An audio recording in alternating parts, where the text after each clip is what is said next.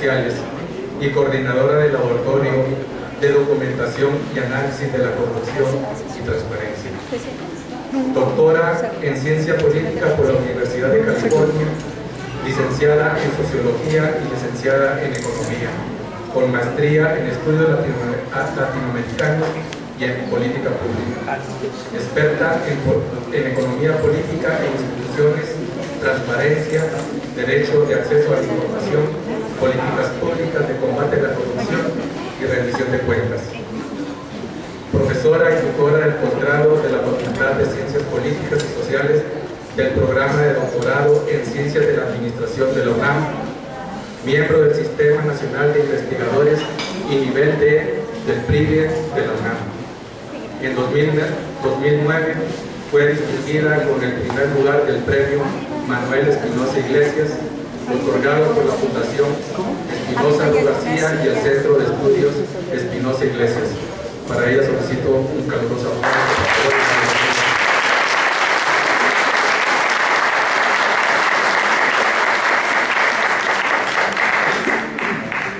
En segundo término tenemos a Rosario Piedra Ibarra. Nació en Monterrey, Nuevo León. Tiene el título de licenciatura en Psicología por la Universidad Autónoma de Nuevo León y el grado de maestría en Psicopedagogía por la Escuela de Ciencias de la Educación de Nuevo León. Desde el año de 1975 ha luchado al lado de su madre, la señora Rosario Ibarra de Piedra, por la vida y la libertad de los desaparecidos políticos.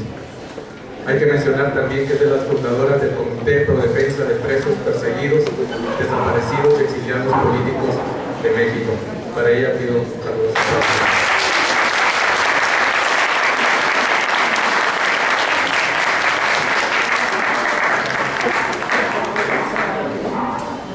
Y nuestro invitado el día de hoy, invitado por parte del Museo Plaza de la Memoria Incógnita y también del Círculo de Estudios Central, que todos los miércoles aquí nos reunimos para hacer análisis de coyuntura en este espacio. Entonces voy a la lectura. Nació en Plateros, Fresnillo, Zacatecas, el 19 de septiembre de 1960.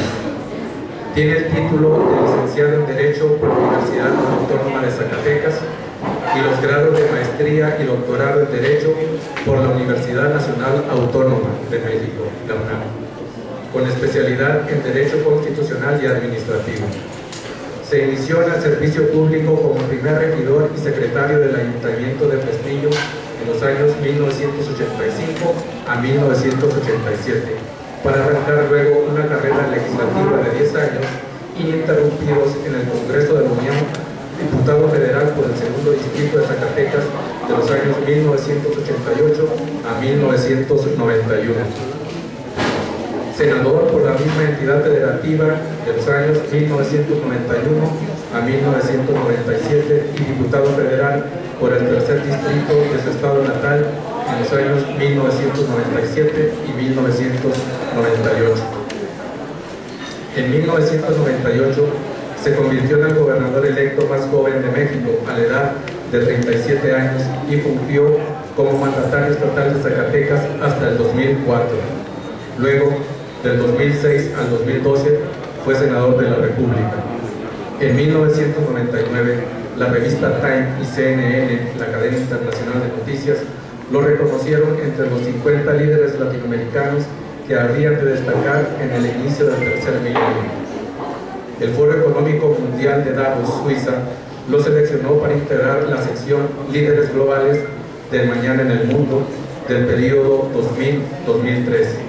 En la actualidad, como nosotros sabemos, es diputado federal de la 62 legislatura en el Congreso de la Unión. Va del 2012 al 2015. Un fuerte aplauso, por favor.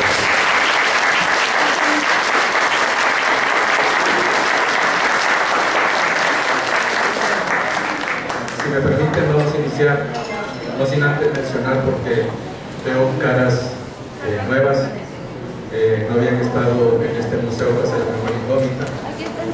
Este museo, voy a ser breve, este museo se trata de un delito de lesa humanidad, que es la desaparición forzada o la detención, desaparición que comete el gobierno contra cualquier ciudadano común.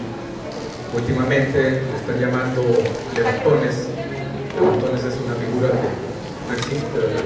Es detención, desaparición. En eso se pueden levantar cargos contra los que cometen ese delito. Bueno, fundamentalmente es eso lo que contiene este museo. Estamos hablando con nombres, actualizamos la manera de decir las cosas. Ahorita es responsable, por decir algo, el Procurador General de la República, Murillo Cara, es el responsable porque a ellos se les entregó todos los expedientes que ha tenido el Comité Eureka resguardado durante 38 años. Y sobre todo, se muestra la lucha del Comité Eureka de las Madres en estos 39 años de lucha continua. Y es por eso que nosotros, o el Comité Eureka, decidió construir, hacer este museo, ¿verdad?, con sus propios archivos. Entonces, la muestra principal aquí emana precisamente de los archivos de Huracán. Ya llegará el momento en que nosotros lo vamos a empatar con los archivos generales de la Nación.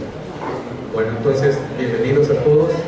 Esta es su casa, espero que nos visiten y le voy a dar la palabra a la doctora Irma.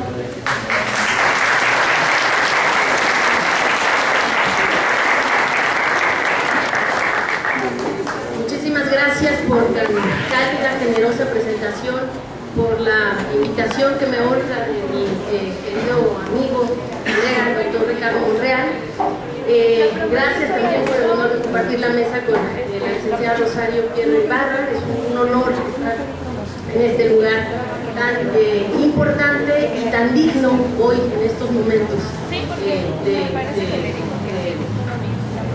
ominoso ataque a nuestras garantías, ominoso pisoteo de nuestra historia, ominoso atraco a la nación, como bien lo señala el doctor Monreal en su libro.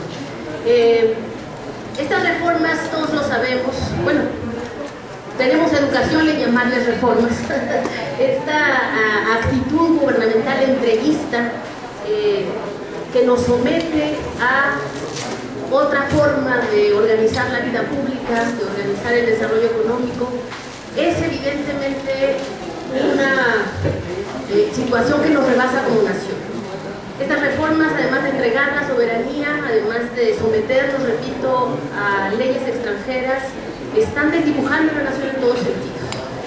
Ese ideal ridículo y foxista de Vicente Fox, de un gobierno de empresarios, para empresarios y por empresarios, según recuerdo el ridículo formulación de Fox, ya ni siquiera es lo que nos ocurre hoy. No somos ni siquiera ya un gobierno de empresarios. Somos un gobierno, no somos, estamos atestiguando el desarrollo de un gobierno de gestores de negocios, de entrevistas de negocios, de comisionistas a negociantes y empresarios que ni siquiera son nacionales y que ni siquiera son precisamente para un desarrollo económico de ningún tipo. Estamos en una encrucijada tan peligrosa, tan ominosa, estamos a un paso de, pues sí, de desdibujar nuestra historia como una república federal, nacional, a, digamos, repito, una cuestión simplemente orientada a la administración, a la gestión de negocios, subordinados a los peores intereses guerreristas, militaristas, financieristas, que nos están deshaciendo como nación.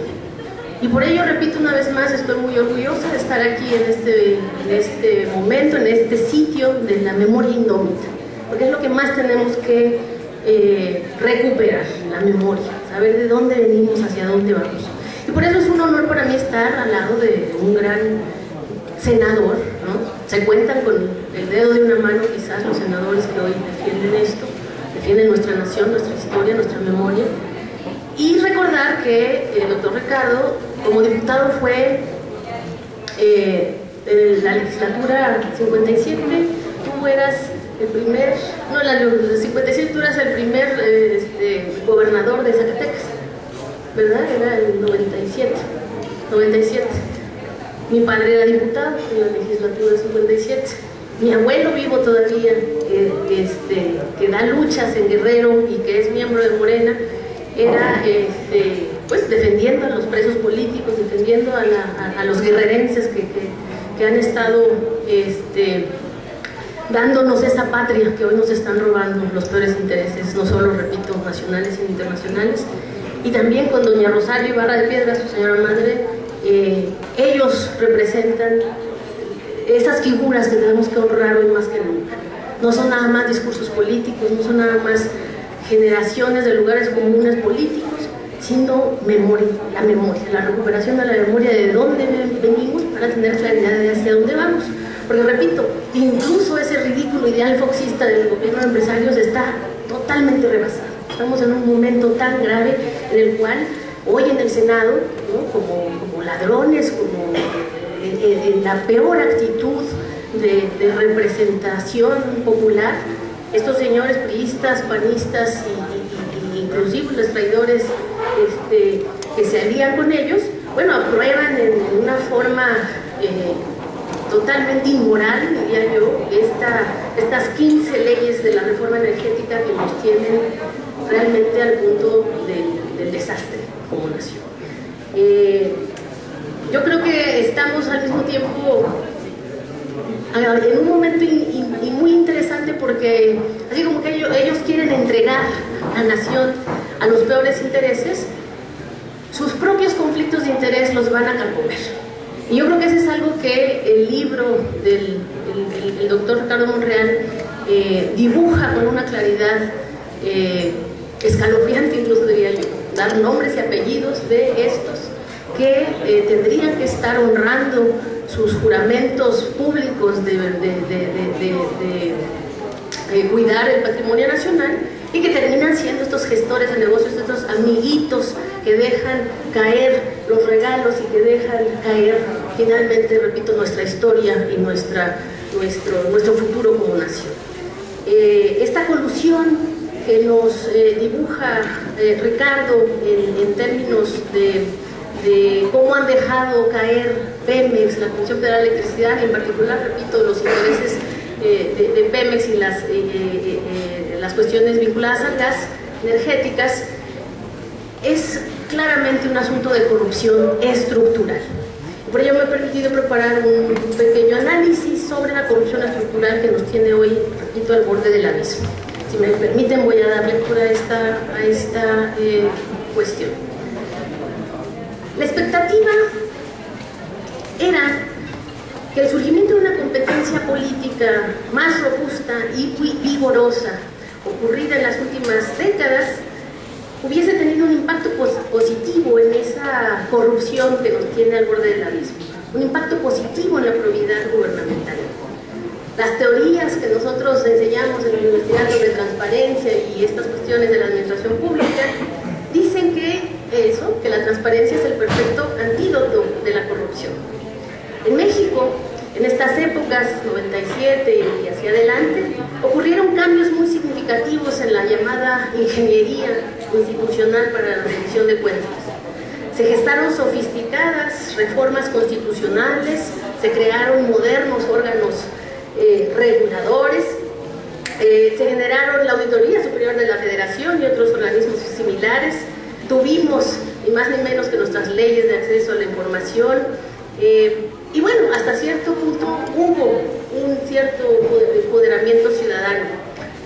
Hoy, en este momento luminoso que estamos señalando, muy a pesar de todos estos logros formales y normativos, en los hechos nuestro país ha terminado convertido en un ejemplo sobresaliente de burocratización, sobrepolitización y anulación de la rendición de cuentas, o de la llamada rendición de cuentas. La competencia electoral entre opciones políticas diferentes, que unos llamaron transición y otros más aventurados incluso bautizaron como consolidación democrática, nunca se tradujo en un progreso sustancial de la fiscalización gubernamental o en un mayor equilibrio entre los intereses de la sociedad y el poder. Ello constituye sin duda alguna la principal amenaza a la gobernabilidad del país, y aún más la principal amenaza para la existencia de la democracia como sistema de representación y organización política. Un caso paradigmático de corrupción estructural es el de los 49 bebés muertos en Hermosillo, Sonora, hace 5 años. Ellos murieron como mártires de la indolencia y la irresponsabilidad gubernamental. En 1968 tuvimos mártires juveniles. Hoy tenemos mártires recién nacidos, mártires bebés, mártires que no tienen nada que ver en esta corrupción. Ellos murieron como mártires de la corrupción al servicio de la ganancia, de la corrupción al servicio de los intereses privados y de la corrupción llamada hoy subrogación. Este tipo de corrupción es el que tiene hoy postrado a nuestro país y es el que se reproduce de forma veloz en la médula ósea de nuestro sistema político, en una cascada que carcome todas y cada una de las funciones públicas y todas y cada una de las instituciones públicas y de representación popular. Respecto de este caso, el de los bebés de Hermosillo, resulta escandaloso que los responsables plenamente identificados e identificables hayan sido todos exonerados y en lugar de purgar sus penas en la cárcel, hoy en día gocen de mayores incentivos para seguir lucrando políticamente de sus contactos, de sus cargos y de sus amiguismos con el poder político y económico de la región, en particular de Hermosillo, pero en general del país.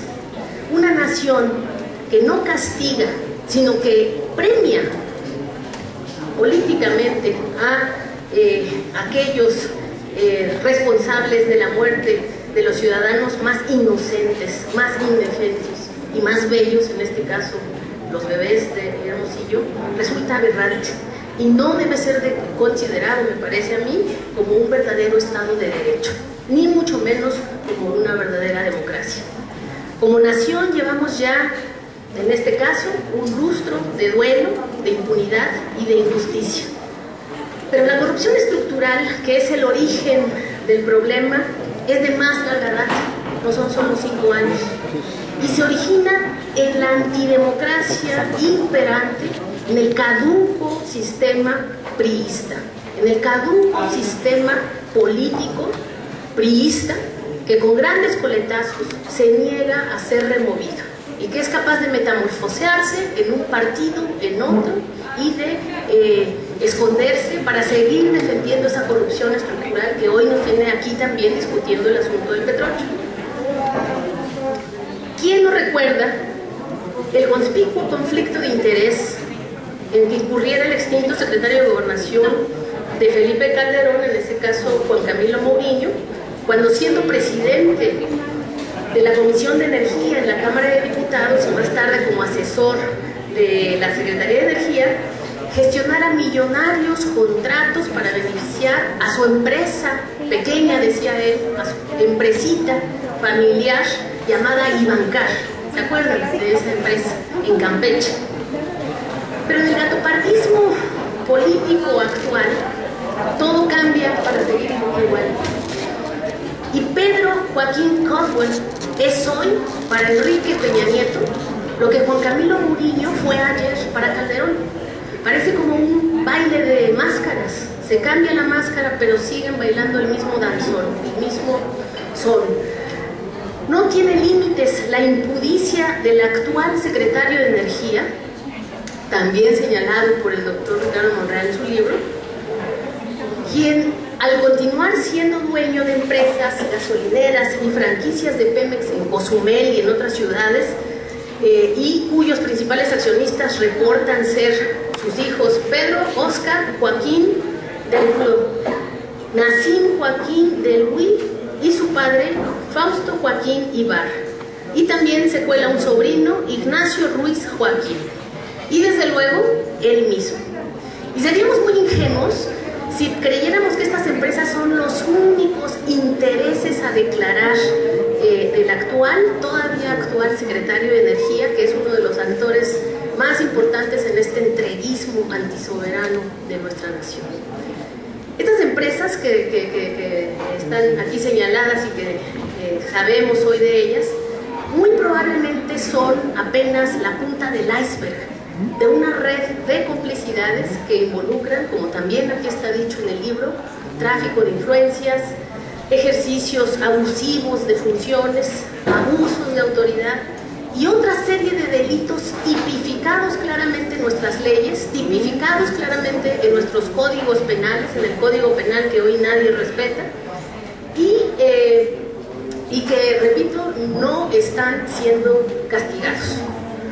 Lo que ya está comprobado, además de estas filtraciones, es que Pedro Joaquín Caldwell todos los días está violando flagrantemente la Ley Federal de Responsabilidades Administrativas de los Servidores Públicos, que en su artículo 8 señala que tiene que excusarse de intervenir en cualquier asunto que tenga que ver con negocios de familiares o aquellos que puedan tener algún beneficio para el cónyuge o parientes consanguíneos.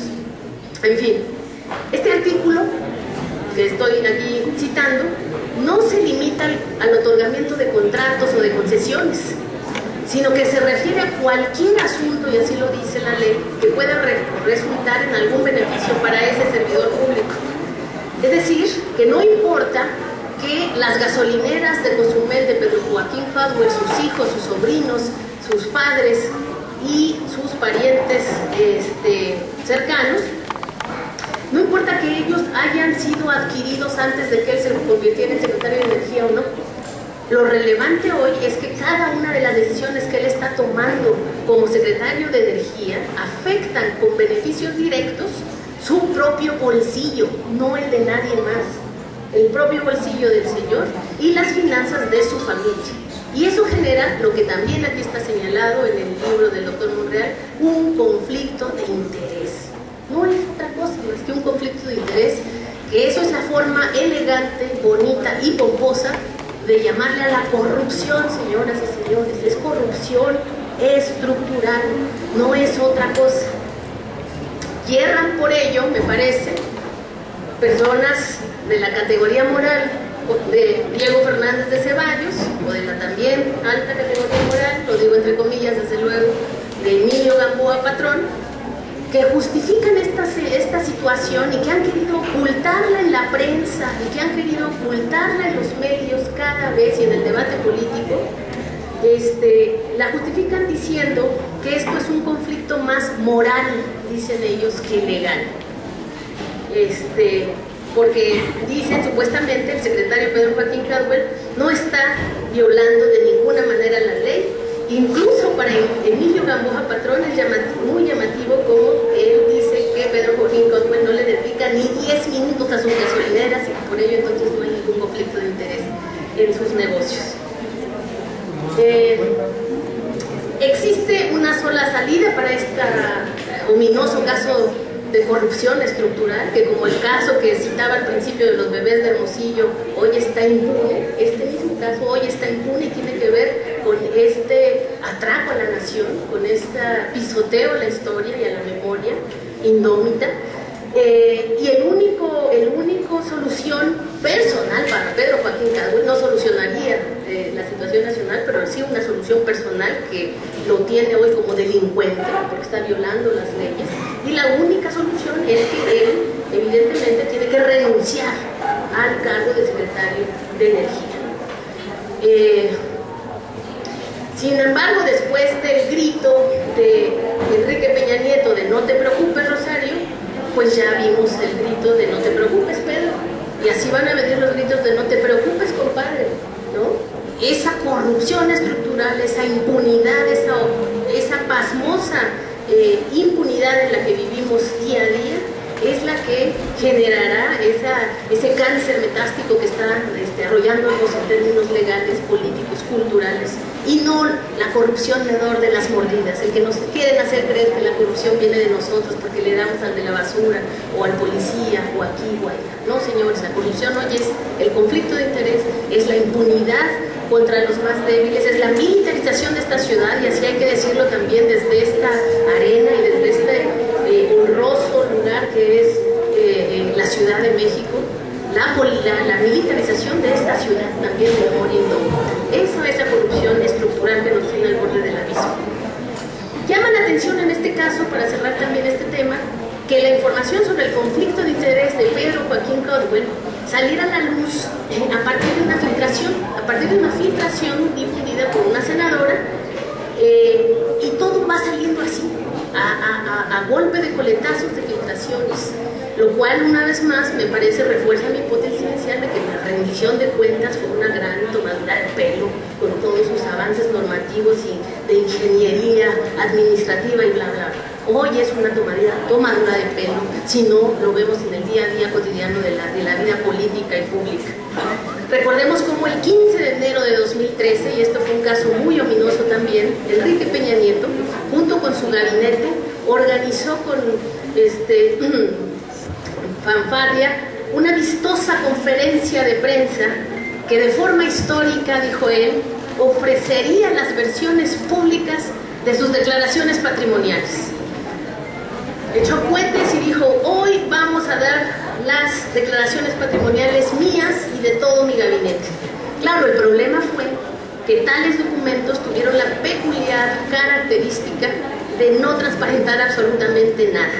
No se transparentó nada relevante de su patrimonio, se trató de una llana y escueta lista de bienes, raíces, algunos pocos terrenos aquí y allá, y algunas joyas muy llamativas. Por ejemplo, la joya que Emilio Lozoya, que es el director ejecutivo de Pemex, reportó tener como donación, es decir, que no la había comprado, sino se la habían donado.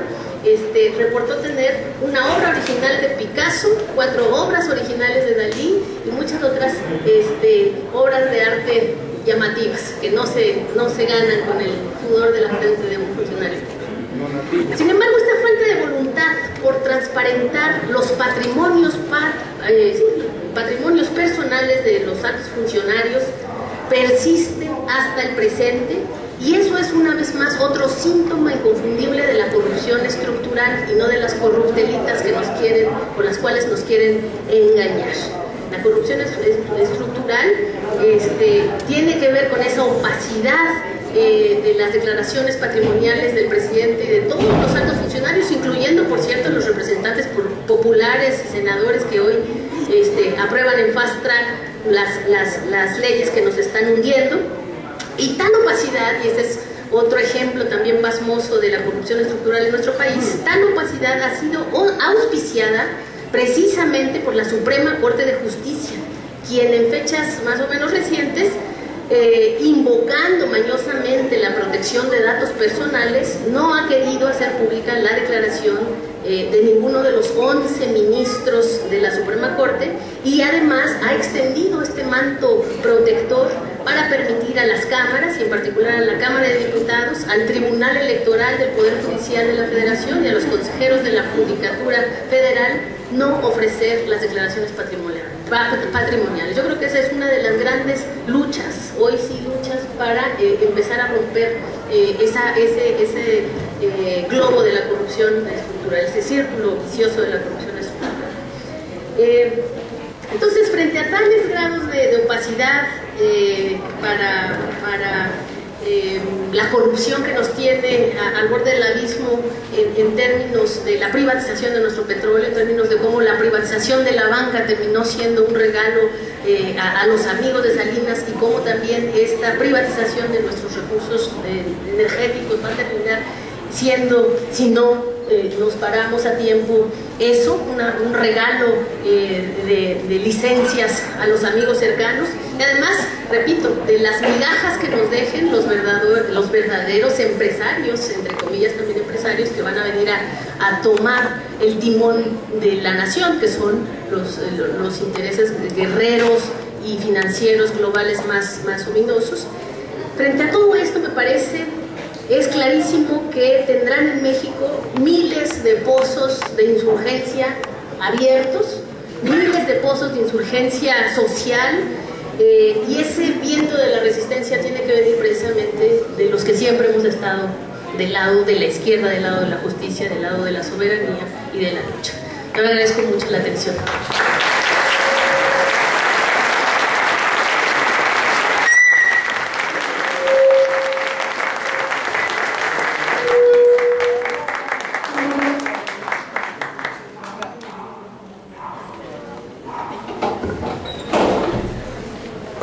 continuar con Rosario, permítanme hacer unos comentarios acerca de un listado que mencionó la doctora Irma de los diputados que votaron a favor y los diputados que votaron en contra.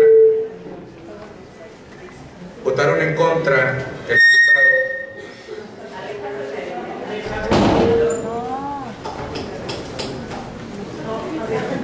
Manuel Bartlett Díaz. Manuel Bartlett Díaz fue secretario de Gobernación, como todos nosotros sabemos. Él tuvo en sus manos los expedientes de todos los detenidos desaparecidos y se los entregó a Salinas de Gortari para crear el adefesio de la Comisión Nacional de Derechos Humanos, que eso y nada es exactamente lo mismo. Entonces nosotros hacemos esa aclaración aquí, ¿verdad? Porque yo sé que estando cerca de él las cosas no son cutáneas, ¿verdad? No se va a transmitir eso, pero esperamos que nosotros tengamos un buen exorcismo para poder repeler ese tipo de acciones, ¿verdad? Que aparentemente son buenas, pero el trasfondo es lavarse la cara, limpiarse las manos. Bueno, les doy la palabra a la licenciada Rosario.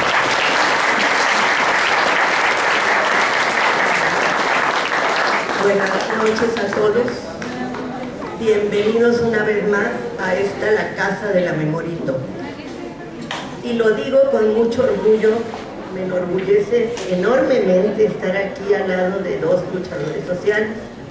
Aunque no he tenido el gusto de conocer al doctor Ricardo de una manera cercana, lo he conocido de una manera que me es muy familiar y me es muy fiable, que es a través de los ojos y el corazón de mi madre, la señora Rosario Ibarra,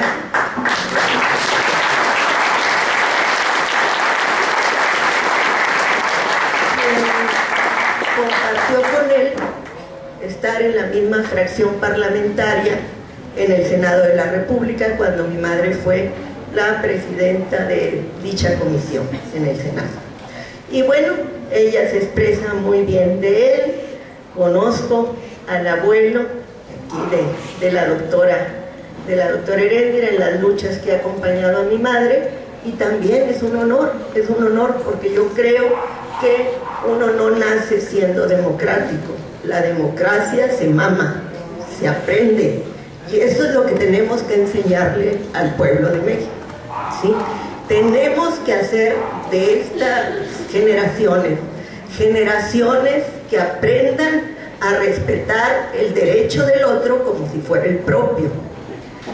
Y esto es algo que me gustó del texto del doctor Ricardo Monreal, que llama las cosas por su nombre, que nos va poniendo al descubierto, nos hace recordar toda esa historia que los malos gobiernos, porque ya no podemos decir que es nada más el PRI, sino que es también el PAN, el mal llamado gobierno del cambio, los que han conculcado los derechos humanos del pueblo de México.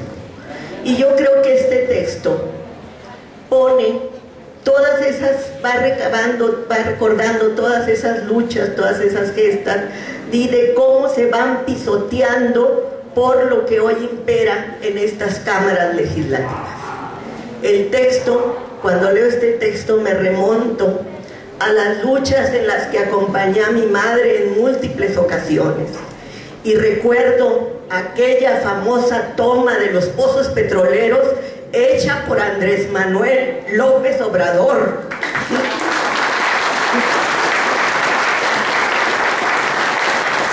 Y si en aquel entonces los petroleros estaban allá en Tabasco, en aquellos pozos de Tabasco, las familias vivían en una pobreza extrema porque eran unas condiciones paupérrimas en las que vivían, lo que va a traer esta deforma, como atinadamente la llama el doctor Monreal, lo que va a traer es que cada vez más ciudadanos estén en esas condiciones de las más terribles violaciones a sus derechos humanos, de pobreza extrema. Hoy vemos cómo miles de niños mueren de hambre, que hay millones de personas que viven en la pobreza extrema. En este texto, bueno, se rescata aquí lo que el doctor Monreal llama también las dictaduras legislativas, lo cual es un término muy contundente porque es lo que hacen, son una dictadura que aprueban leyes con la mayor desvergüenza, cinismo e ignorancia, porque no leyeron ninguno de los textos que vienen en la reforma. Entonces eso es algo que deberíamos de estar indignados todos los ciudadanos de este país e ir a reclamar ahí en las cámaras, e irlos, aunque ya hayan pasado las votaciones, irlos a asediar, irles a reclamar por qué hicieron este latrocinio contra el pueblo de México. Y yo creo que eso aún es tiempo de hacerlo, que lo podemos hacer con esta consulta ciudadana en la que nos hemos comprometido muchos ciudadanos conscientes de este país, y que tendremos que echar abajo esta reforma energética. También, bueno, yo quisiera aquí mencionar que a mi madre hoy le puede mucho no estar aquí con ustedes. Ella está bien de salud, pero sin embargo el médico le ha recomendado pues no viajar tan seguido, pero yo sí les quiero hacer hincapié en que ella está en contra de esta terrible reforma energética que nos han impuesto. Entonces aquí, bueno, es un llamado de ella también para que nos sumemos a esta noble causa y que sigamos luchando por lo que aquí se expresa en este texto. Y bueno, me encanta, yo creo que sería un libro digno de que lo conocieran muchos de los estudiantes que hoy llevan historia. Ustedes saben que la historia de México se ha eliminado de los libros de texto y se ha hecho un simulacro, una versión muy a la Disney, diría yo, de lo que es la historia de México, ¿no? Donde ahora a la conquista ya no se le llama conquista, se le llama llegada de los españoles llegaron a México, o sea, aquí llegaron a América, como si hubieran llegado a darse la vuelta como turistas, a traernos el progreso. Yo creo que esto es lo que tienen que conocer de aquí, de lo que, por qué el petróleo es uno de los productos, de los tesoros de nuestra patria que tenemos que defender. Algo aquí, nada más con lo que sí yo difiero aquí del doctor Ricardo, y lo quiero decir, es donde él dice que esta dictadura legislativa es vendepatrias y entreguista y que no es genocida, ¿sí? Yo diría que sí es genocida y fascista, por todo lo que la doctora Heréndira aquí nos está diciendo. Es genocidio el que infantes mueran en este país, en que seres en ciernes que no han visto la vida hayan muerto, y como lo están muriendo, no nada más esos niños de los que todos nos dimos cuenta, no solo aquí en nuestro país, sino en la opinión pública internacional, que están muriendo día a día, niños en la calle, todas estas personas que día a día son levantadas, como dice aquí, en ese término tan sucio que no me gusta, porque es la práctica de la detención de desaparición, que es un crimen de lesa humanidad. Y yo creo que sí, que esta dictadura también, esta dictadura legislativa es genocida, y que tenemos que acabar con ella, que no podemos permitir que legislaturas así nos sigan gobernando. Tenemos que poner un alto a esta situación que impera en el país. Yo, bueno, no soy una experta en el tema, pero lo que sí soy experta, yo creo, en indignarme con la injusticia. Eso lo he aprendido desde que me arrebataron a ese hermano y que he visto el transitar de mi madre y de muchas otras compañeras que han muerto y que aquí las tenemos y que pues no, se quedaron sin esa justicia de saber qué pasó con nuestros familiares. Entonces, no permitamos un atropello más a la nación y unámonos en esta noble causa que es la consulta ciudadana.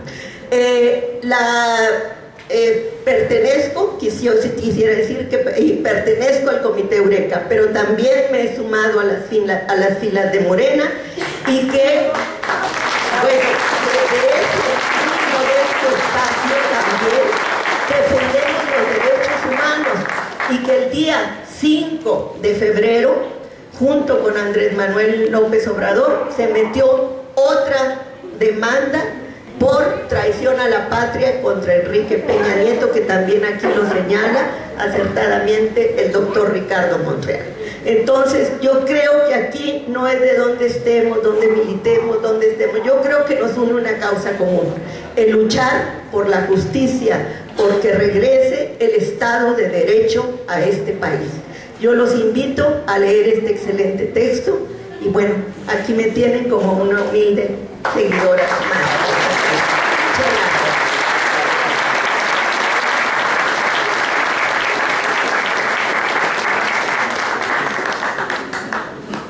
Iba a decir que es una fortuna estar aquí en este museo, pero realmente no es una fortuna, porque es un lugar que no debiera de existir. Ojalá no hubieran detenidos desaparecidos. Este libro también, si hubiera democracia, no debiera de existir. Entonces, no sé cómo calificarlo. Sin embargo, siempre tenemos aquí visita de jóvenes. Afortunadamente, nosotros todavía tenemos la capacidad de hacer un meeting diario. A veces es un meeting de todo el día, porque las visitas son copiosas. Y aquí, por reglamento, por el comodato, nos impide hacer cierto proselitismo, pero nosotros decimos las cosas de diferente manera, que es el PRI y es el PAN los que han ocasionado esta desgracia nacional. Bueno, continuando con el tema sobre las dictaduras legislativas, me llamó mucho la atención cuando estuve leyendo el texto, que habla sobre la disposición o la tergiversación de las disposiciones que hay en nuestra Constitución. Han atacado las garantías individuales. Las dictaduras legislativas, lo menciona el texto, ¿verdad?, con Adolfo Hitler. Aprovecho la ocasión, ¿verdad?, porque con Adolfo Hitler hubo esas dictaduras legislativas y hubo un decreto muy importante que se aplica en México a partir, según nuestros datos, de 1969. Fue el decreto de Noche y Niebla. Ese decreto lo pueden leer, lo pueden buscar en internet. Vamos a presentar el libro que hace mención a ese decreto, el decreto NN, en el que da escalofrío cómo especifican y cómo dan instrucciones para hacer la detención, desaparición. Esas mismas instrucciones son las que nosotros en este archivo de Eureka hemos visto cómo la Dirección Federal de Seguridad, el Ejército, la Marina y la Policía Federal actuaron sin necesidad de que se le dieran esas instrucciones por escrito. Fueron instrucciones verbales. Entonces, yo hago esta aclaración también, o esta mención, o este aumento a lo que significan las dictaduras legislativas. Entonces, por una trasnochada, estos diputados van a suspender nuestras garantías individuales en cualquier momento. Bueno, es suficiente. Le doy la palabra al doctor Monreal.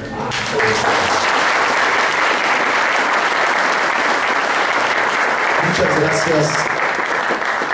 gracias, Jorge. Quiero expresarles primeramente el gusto de reunirme en este museo de la memoria indómita. Yo estuve aquí, he estado con doña Rosario, a quien yo admiro por su tenacidad, su limpieza, su lucha histórica, que nos ha dado un ejemplo a todos.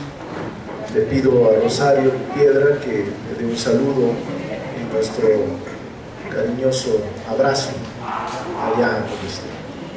Y me alegra mucho estar también con Irma. Irma Heréndira, en efecto, tiene sangre de luchadores sociales impresionantes en Guerrero. Muchos de ellos perdieron la vida en la lucha social.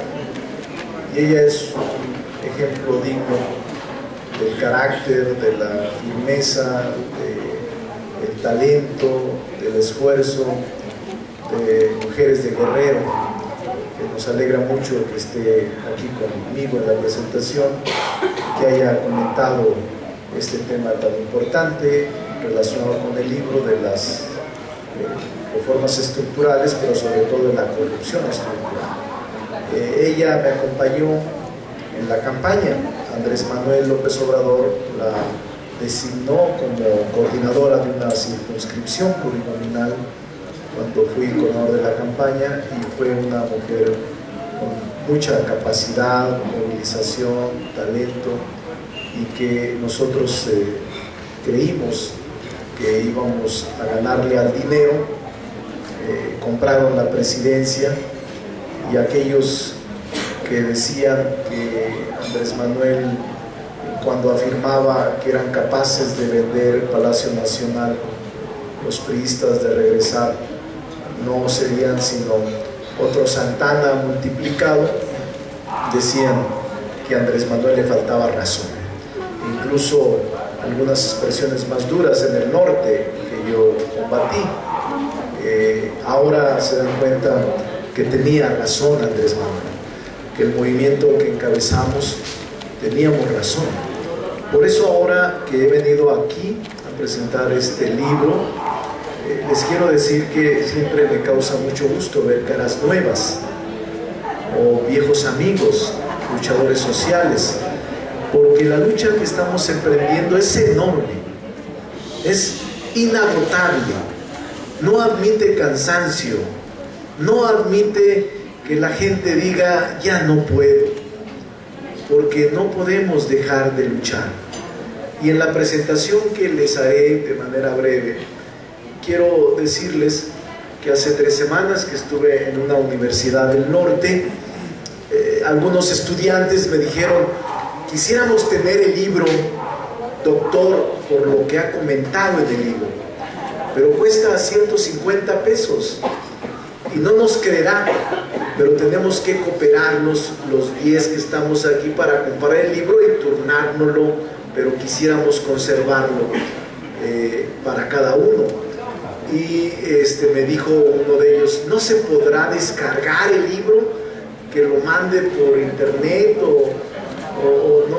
Le dije: me parece bien, va a perder la editorial, pero a mí no me interesa, pues ellos sabrán cómo se reponen en otro libro. Entonces quiero decirles que a partir del momento, a partir de ahora, podrán ustedes descargar gratuitamente el libro. No es necesario que lo compren, pueden leerlo hoy mismo.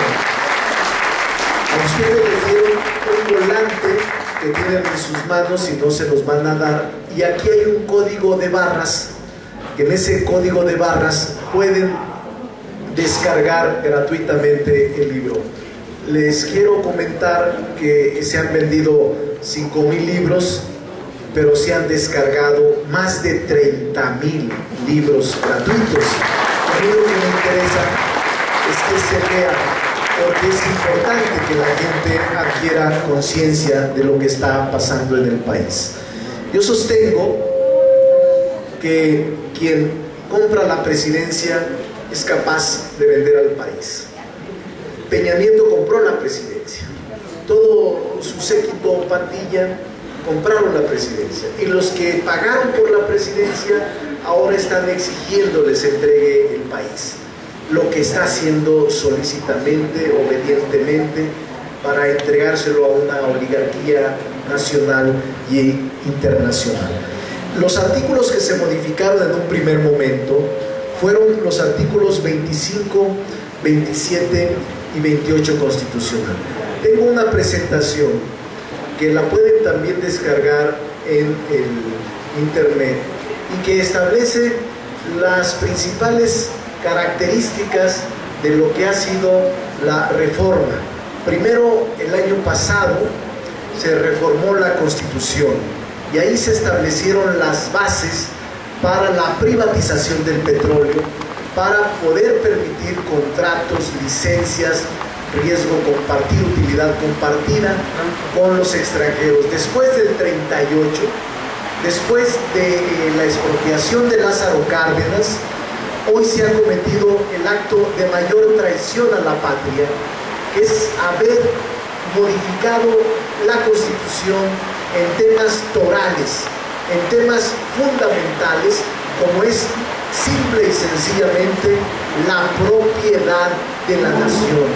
Que estos vendepatrias que están en el Congreso modificaron la esencia del constituyente de 1917, modificaron el espíritu del 38 y generaron un adefesio jurídico constitucional, lo que con toda razón decía nuestra amiga Rosario, una deforma, que tengo un capítulo especial, porque no fue una reforma, sino deformaron la Constitución, dado que para modificar las situaciones o aspectos fundamentales de la Constitución se requiere crear un nuevo constituyente o se requiere consultas, referéndum o plebiscitos nacionales para que la gente decida si eso es lo que desea.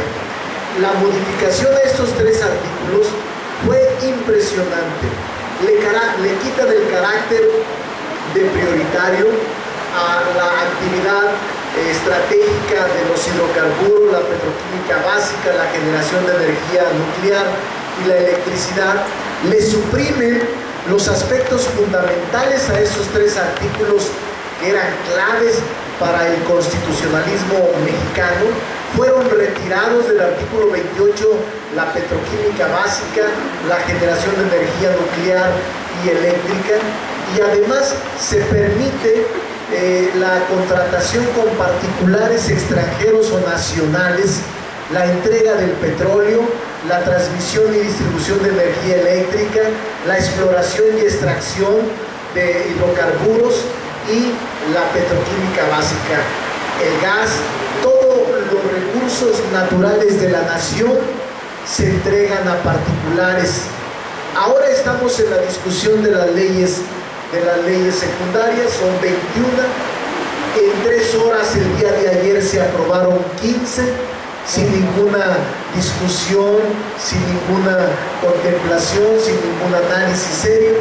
Y entonces estos 3 artículos de la Constitución son los que generan el meollo, el fundamento de la propiedad de la nación sobre el petróleo. Se cometió un grave acto de traición a la patria. Se operó una regresión al porfirismo y se generó una inconsistencia jurídica e inconstitucional, porque a partir de la reforma habrá licitaciones, permisos o contratos de utilidad compartida. A esto decía la Constitución, que no se permitían concesiones.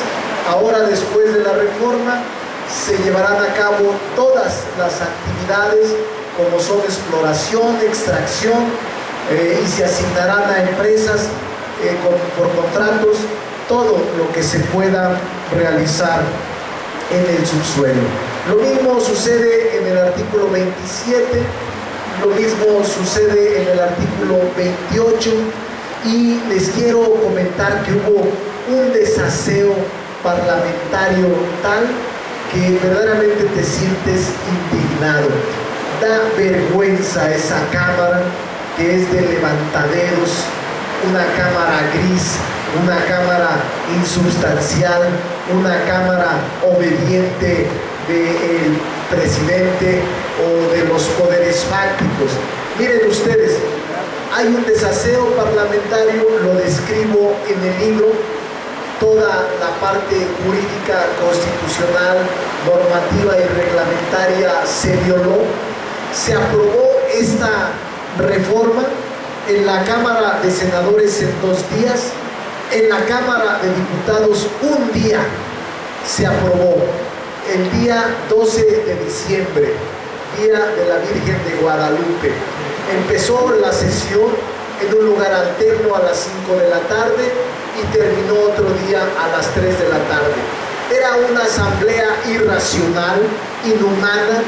Yo incluso sostengo que muchos de los diputados, de los que aprobaron la reforma, no sabían qué estaban votando.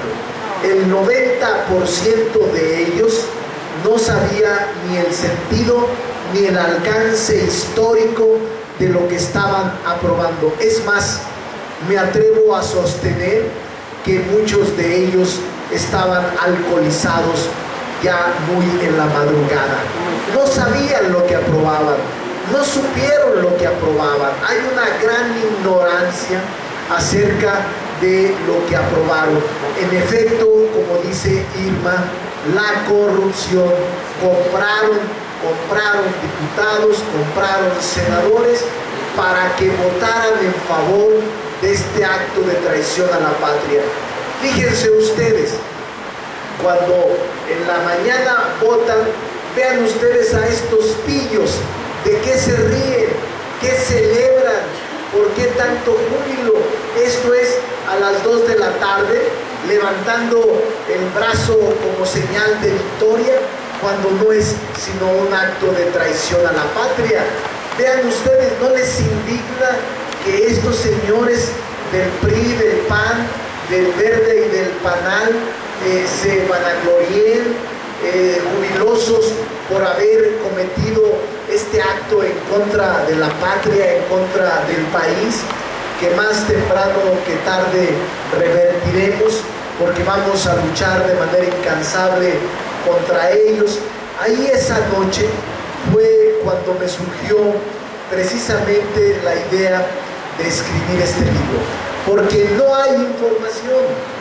Les quiero comentar además que cuando salgo a las universidades, en auditorios de posgrado, no se diga de licenciatura, no hay información.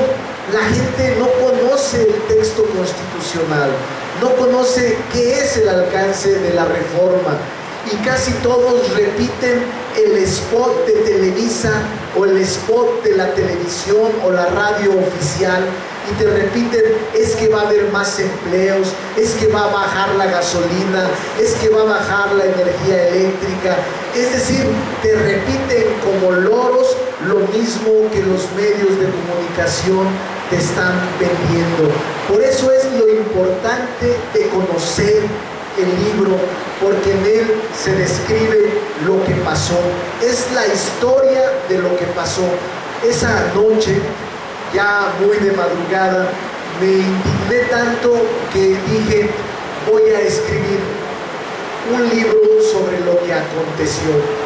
Quiero comentarles que además, como fui un testigo presencial, como fui un testigo y un actor de esta canallada, tengo elementos y tengo la autoridad moral para poder describir con toda puntualidad lo que ahí sucedió, que es lo que hago en el libro. Voy a tocar 3 o 4 temas, no puedo tocar todo el texto, pero se los voy a recomendar, ojalá lo puedan hoy aterrizar. Pero uno de los temas que más me indignó es la cláusula Calvo. ¿Qué es la cláusula Calvo? Es una doctrina del derecho nacional mexicano que ya se ha inscrito en derecho internacional, en donde solo los nacionales pueden tener bienes y pueden tener concesiones, y cuando hay extranjeros que quieran adquirir bienes en México o concesiones, entonces estos extranjeros deben de renunciar a la protección de su país, a la inmunidad diplomática o a la protección diplomática, y someterse a los tribunales nacionales. Pues bien, lo que sucedió en la reforma constitucional, en el artículo 27 constitucional, esto es indignante, es renunciar.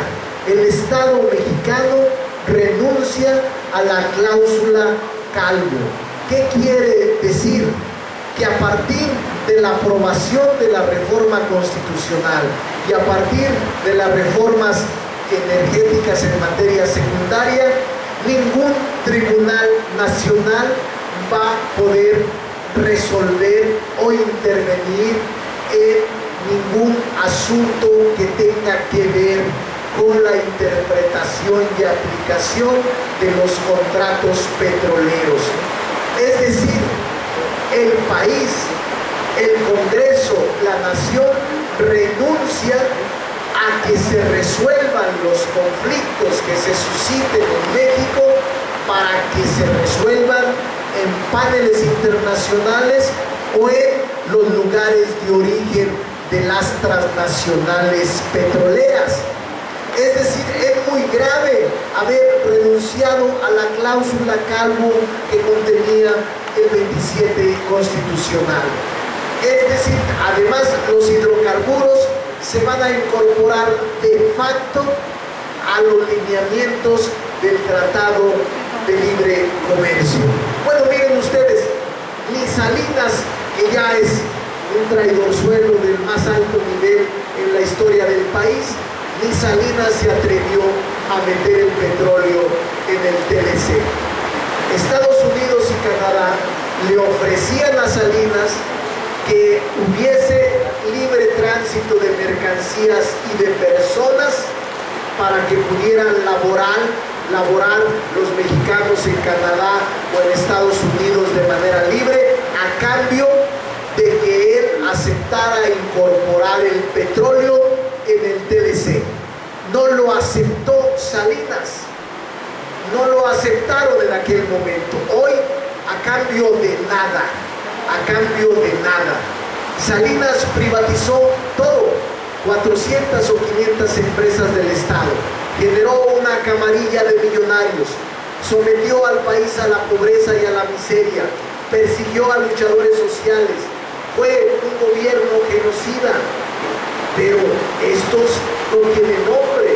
Lo que están haciendo ahora es elevar a la N-potencia esta actitud de entreguismo y de vendepatrias. Para mí, este es uno de los temas más delicados desde el punto de vista jurídico y constitucional. Hace unas semanas en Aguascalientes, en la Universidad de Aguascalientes, intenté debatir con uno del PAN y uno del PRI. Al final lo hicimos en la universidad y cuando toqué el tema de la cláusula Calvo, el senador del PAN me dijo: oiga, no, eso no hicimos nosotros, eso no lo vimos, ¿dónde está? Lo aprobaron, le digo, no, eso yo no lo había visto. Cuando le demuestro en el artículo 27, dice, pues no nos fijamos, yo no sabía que habíamos aprobado eso, pero ya para qué, delante de los alumnos se disculpó, pero para qué, si ya estaba el daño hecho.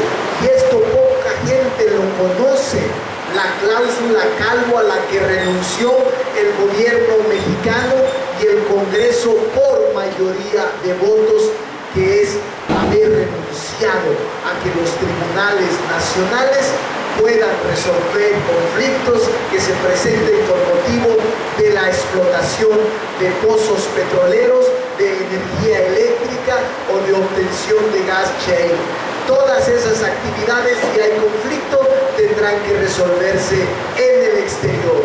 Y está demostrado que todos los conflictos, controversias, diferendos de manera jurídica que se suscitan en el exterior, todos los pierde México. Esta es la última que perdió. Pemex, 550 millones de dólares, fue condenado a pagar a una empresa que ahora es de las licitantes para obtener pozos petroleros con esta reforma desnacionalizada. Por esa razón, este es uno de los temas que más me genera irritación, indignación. Hay dos temas que voy a tocar, que es el tema de dos supuestos grandes logros que alegan ellos: la salida del Consejo de Administración del Sindicato Petrolero y el Fondo Mexicano del Petróleo. Qué bueno que salió este pillo de Romero del Champ y los 5 consejeros, en total 4 consejeros representantes del sindicato de Pemex. Qué bueno. Cuando voy a los lugares a presentar el libro, el otro día un joven me dijo: bueno, yo sí estoy de acuerdo con la privatización. Digo, yo no tengo nada de Pemex, yo no trabajo en Pemex, yo no soy del sindicato, a mí no me dan cheques de Pemex, así es de que los que deben de estar preocupados son los que reciben dinero de Pemex. Pues le dije: pues estás mal, ¿qué estudiaste? Le dije. No, me dijo: soy abogado. Pues debes de estudiar más o regresarte al primer año de Derecho, porque no es el tema que le quitabas a Pemex. Solo el año pasado se aportaron casi 1 billón de pesos al presupuesto de egresos de la nación. 1 de 4 billones, 25% del presupuesto nacional, con el que se paga educación, salud, infraestructura, seguridad. Una cosa es que se lo roben o que lo apliquen mal, pero 1 millón de pesos es lo que Pemex destina al erario federal. Pues bien, eso es lo que llamamos renta petrolera, le dije a este joven. Cuando se privatice el petróleo que se consuma con las leyes reglamentarias, se va a repartir la renta petrolera a transnacionales, porque esas transnacionales extranjeras no son damas de la caridad, vienen por dinero y vienen por negocio, y entonces no vas a obtener el billón de pesos. Lo que van a aportar las transnacionales será entre el 40 y el 50% de lo que aporta Pemex, que son 500,000 millones de pesos. Los otros 500,000, ¿cómo se van a resarcir? Con deuda y con más impuestos. Entonces sí vas a pagar las consecuencias. Vas a pagar tú y tu familia más impuestos para resarcir el boquete que Pemex genera. Pero además de eso, un problema grave. Yo sostengo, y además tengo estudios actuariales, que en Pemex y la CFE en 2 años echarán a la calle cerca de 60,000 trabajadores sindicalizados, porque las empresas transnacionales que obtengan el contrato de utilidad compartida no van a querer los trabajadores sindicalizados de Pemex. Van a contratar trabajadores a los que le denominan en Campeche, Veracruz o las zonas petroleras, trabajadores pelones. ¿Por qué les llaman trabajadores pelones? Les llaman así porque están desprovistos de seguridad social, de aguinaldo, de prestaciones. Recuerden ustedes que hace 2 años, entrando este gobierno, se modificó la ley laboral, y la ley laboral establece ya contratos de hora, por hora, contratos a prueba, contratos sin ninguna vinculación con el patrón, que podrán correrlos en cualquier tiempo y en cualquier momento sin ninguna responsabilidad. El otro día que fue a Veracruz, me dijeron que ya están empezando a contratar trabajadores pelones y están empezando ya a liquidar y a despedir a los trabajadores sindicalizados. Por eso se les llama pelones, porque no tienen centro hospitalario de Pemex, no tienen pago de horas extras, no tienen acceso a préstamos o a personas, por eso se les llama así, no en el sentido peyorativo, sino de una expresión de que estos son trabajadores demasiado informales, muy precarios, con salarios muy raquíticos. Este es el otro tema que me preocupa. El Fondo Mexicano del Petróleo es una vacilada, no hay tal, es una migaja, son limosnas, no hay forma de que tenga un remanente importante. Yo voy a dejar la presentación para que la gente que quiera acceder, para que pueda tener información, lo haga de manera libre y de manera también muy comprometida con lo que estamos haciendo. Hay otro tema que no quiero cansarlos.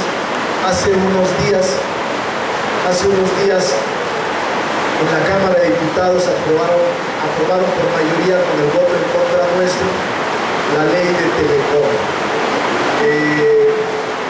Empezamos a las 10, 11 de la mañana y terminamos otro día a las 9 de la mañana. Es irracional. Nos quieren ganar por cansancio, nos agotan. Somos muy pocos los que estamos en contra de toda esa serie de reformas, de contrarreformas totalmente antipopulares. Por eso estoy tratando de ser muy dinámico en la presentación, tocar los temas claves que a ustedes les puede interesar, pero hay temas muy importantes en el libro.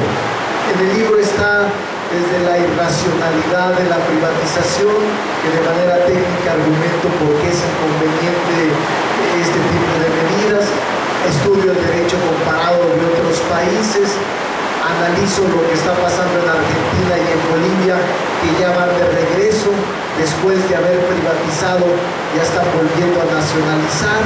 ¿Por qué? Porque no cumplieron las empresas, porque no pagan impuestos, porque no observan las leyes, porque no generaron lo que habían prometido, el paraíso de empleos y el paraíso que se esperaba. Entonces todo eso lo analizo en el libro con toda puntualidad, pero les decía yo que intento ser dinámico porque no quiero cometer la misma barbaridad que los priistas de someterlos 2-3 horas, porque a las 2 horas 3 también van a decir lo mismo que nosotros decíamos en la Cámara de estos perversos priistas. Pero miren, eso sí les quiero comentar. Esto es muy importante. Esto es lo que decía algo Irma y lo que también decía Rosario.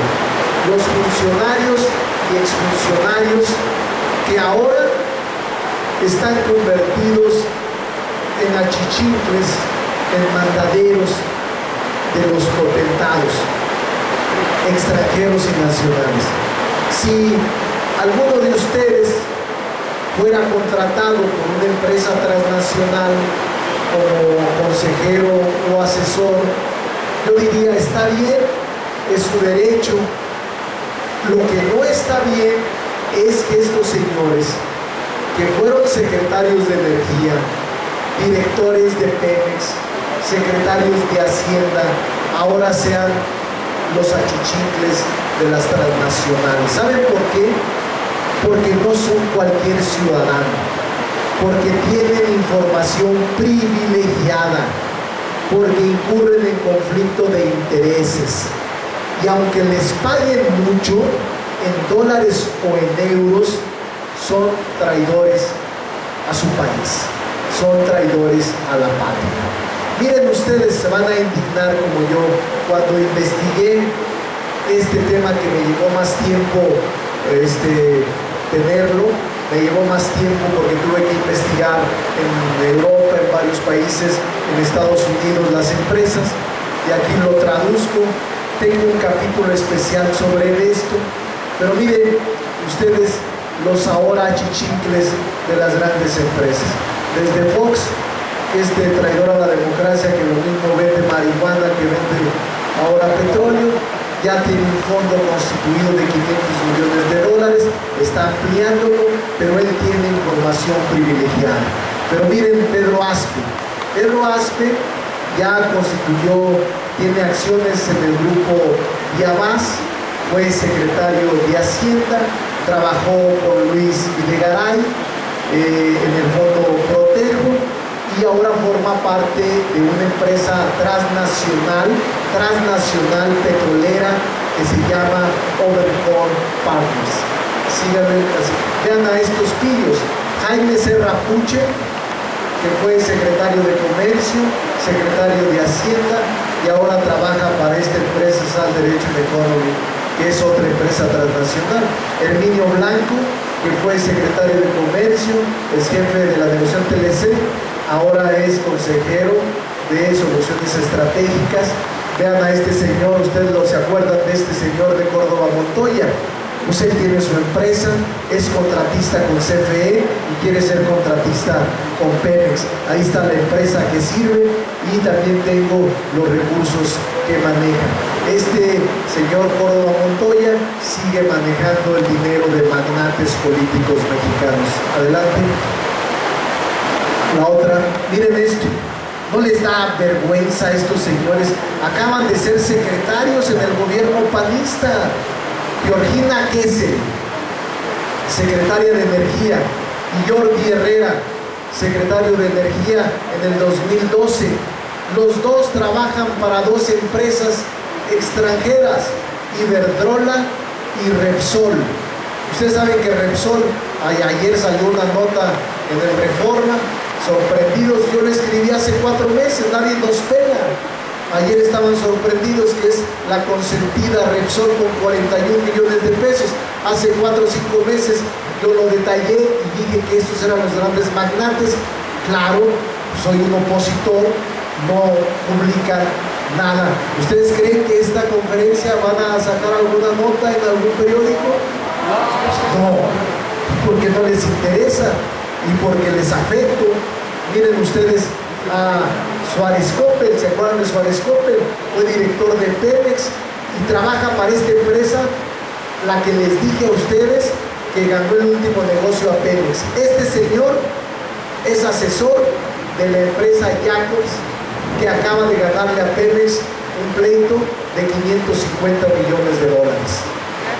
Y ahora está en el mercado del petróleo, a la puerta esperando comprar pozos para esta empresa transnacional. Vean ustedes, Luis Ramírez Corzo, también de Pemex, trabaja para Oro Negro. O sea, estoy documentándolo bien para que no digan que solo son fantasías. Establezco la empresa donde trabajan, donde son consejeros, qué hicieron, y por eso hablo del conflicto de intereses y de que manejan información privilegiada. Vean ustedes Adrián Layuz, a Gonzalo Gil White, hijo de Gil Díaz. Vean ustedes a Adrián Layuz, que trabaja para Schlumberger, Oro Negro. Vean ustedes, toda esta es seguir abominable. Vean a este otro ladrón, Alfredo Elías Ayú, que ya ahora también tiene inversiones, o a Luis Telles, o a Carlos Ruiz Sacristán en Genova, antes Sempra Energy México. O sea, ¿cómo es posible? Y es lo mismo el PRI que el PAN, es lo mismo, son funcionarios del PRI, son funcionarios del PAN, que sirven de monaguillos, de lambiscones, miren Reyes Heroles. ¿Ustedes creen cómo se sentiría el papá? José Andrés de Oteiza en OHL México. Esta empresa también salió ayer en las noticias. Todo eso lo documenté hace años. OHL México es de las consentidas del gobierno. Ustedes sabían que Emilio Lozoya, que ahí está, ayer salió esto en Reforma, este libro está publicado desde enero. Emilio Lozoya era consejero de OHL México. Andrés de Oteiza, consejero de OHL México. Jesús Reyes Heroles, consejero de OHL México. Carlos Ruiz Sacristán, consejero de OHL México. Pues ¿cómo no va a ser la preferida? 41 mil millones de pesos estos últimos meses de contratos, uno sin licitación. ¿Cómo no va a tener este tráfico de influencias con estos personajes? Entonces es muy grave lo que está pasando en el país y nadie quiere comentar todo este tipo de tropelías que se están suscitando en el país. Ahora vean ustedes, para que se indignen un poquito más. el reparto del pastel petrolero. ¿Quiénes se van a quedar con el petróleo nacional? Hay algunos nacionales. ¿Y saben quiénes son los nacionales? Aquellos que obtuvieron del salinismo las empresas que eran del Estado y que se privatizaron, como cuáles: Teléfonos de México, ferrocarriles, aceros, altos hornos, fertilizantes, todos esos, minas, banca, todos esos son los que van a licitar migajas. Véanlos ustedes. En primer lugar, Carso Energy, de la familia Slim,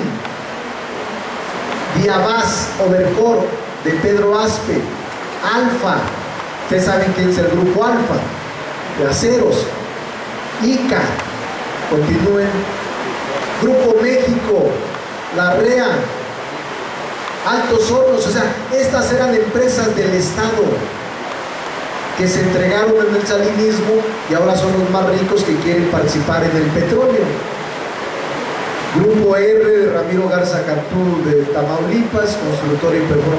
Pero ellos de MAC, yo les digo a ellos que van a obtener, hay migajas para que no digan que los mexicanos no participan, que también participan del reparto del pastel petrolero.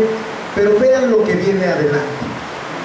Estas también son, pero vean el pastel petrolero mayor, anótenlo, se los apuesto, no quiero apostar porque esa está incómodo, pero se los aseguro, chéquenlo, en 2 años vamos a tener, en 2-3 años, gasolineras Chevron, Statoil, ExxonMobil, que van a ser los dueños del petróleo.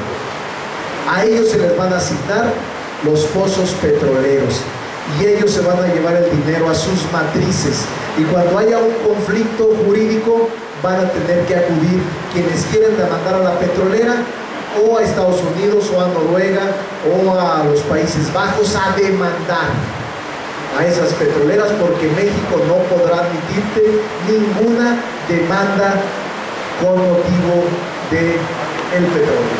Total de Francia, British Petroleum de Gran Bretaña, Petrobras de Brasil. Entonces, estos son los que se van a ir más adelante. La Halliburton, miren, esta es otra, la Halliburton, la Schlumberger, la Warren Ford, la Baker Hughes. Todos estos ya están aquí, ya están aquí, y son las empresas que van a obtener nuestros recursos en 3 aspectos: energía eléctrica, gas shale y petróleo y sus derivados, petroquímica, exploración, transporte, venta, expendio, todo. Entonces este es el tema. Pero miren, todo esto,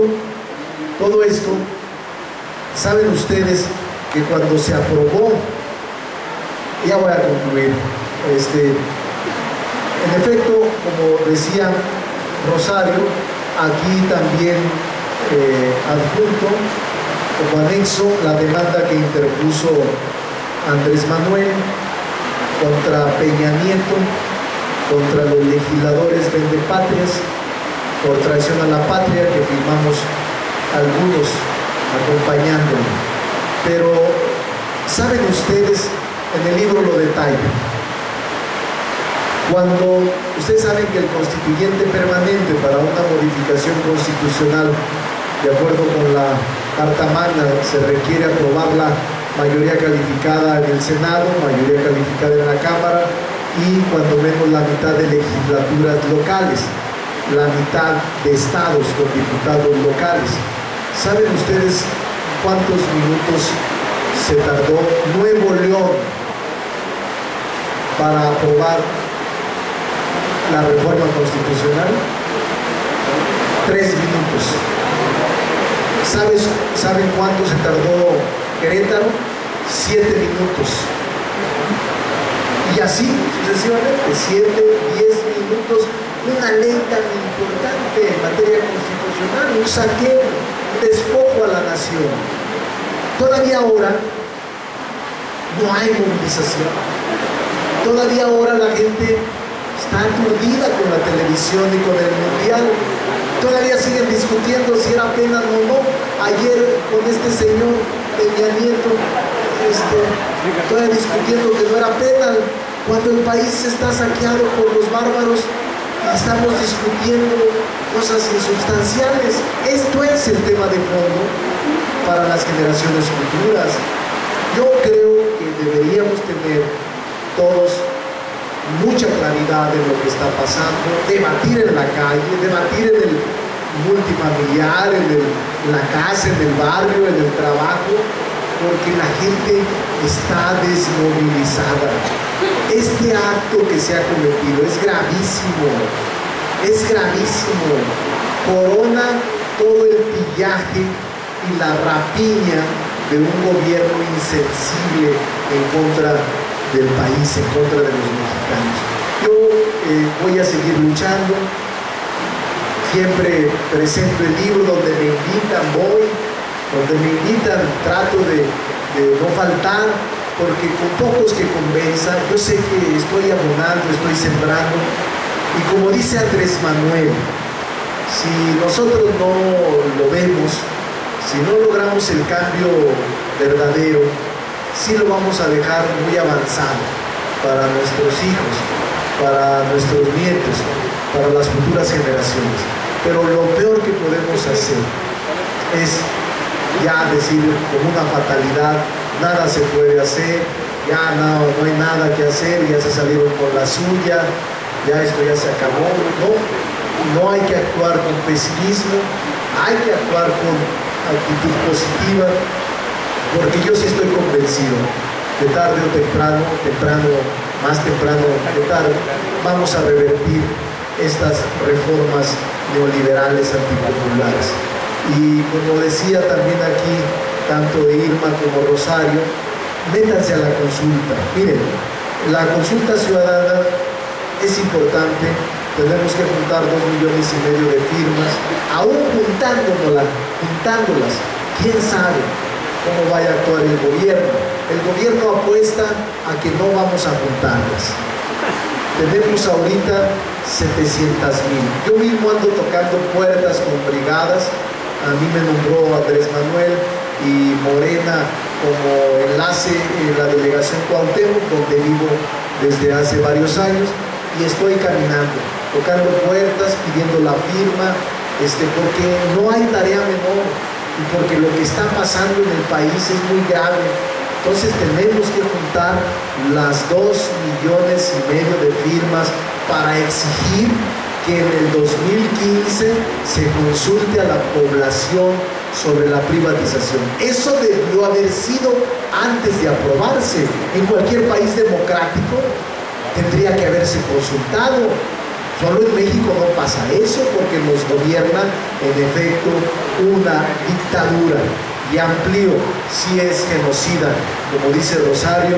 Yo expresé varios, era facciosa, es una dictadura traidora a la patria, pero agrego genocida también. Creo que es un tema que no van a escapar de la historia, pero por lo pronto estamos padeciendo un gobierno corrupto, un gobierno neoliberal, un gobierno de poco alcance nacionalista y un gobierno entreguista a las transnacionales y a los poderes fácticos. Yo les agradezco mucho su paciencia, a la gente que está parada, muchas gracias por aguantar, por escuchar, y me alegra que haya tanta gente en el museo. Ojalá y así como estemos ahora, vayamos a la calle en nuestros ratos libres, en la tarde, en la noche, el sábado, el domingo, a buscar las firmas para poder lograr que se haga la consulta ciudadana en el 2015. Por la atención de ustedes, muchas gracias. Buenas noches.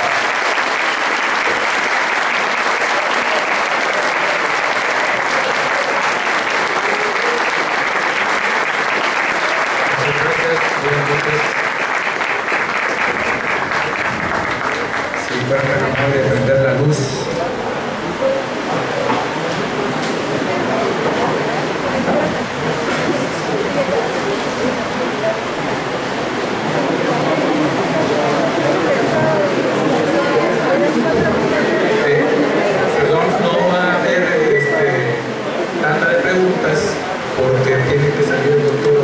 Gracias.